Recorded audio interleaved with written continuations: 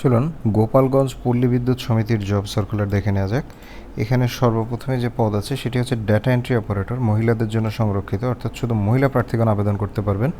এখানে বেতন স্কেল 2016 অনুযায়ী 18,300 টাকা হতে 32,740 টাকা পর্যন্ত।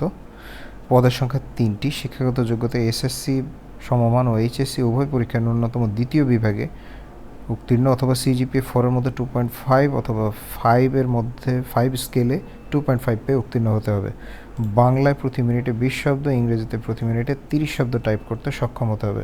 ওয়ার্ড প্রসেসিং, প্রিন্টিং কাজে পর্যাপ্ত জ্ঞান থাকতে হবে।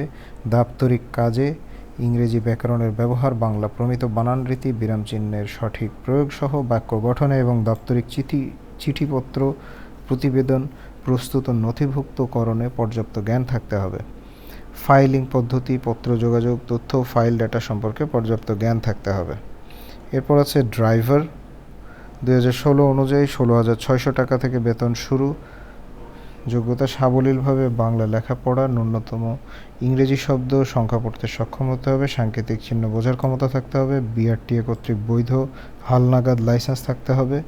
5 বছরের গাড়ি চালানোর অভিজ্ঞতা ও পরিচালনার অভিজ্ঞতা থাকতে হবে এবং যানবাহন চালনায় পারদর্শী হতে হবে। বিগত 3 বছরে বড় ধরনের কোনো দুর্ঘটনা ঘটেনি এই মর্মে প্রত্যয়নপত্র আবেদনের সাথে দাখিল করতে হবে।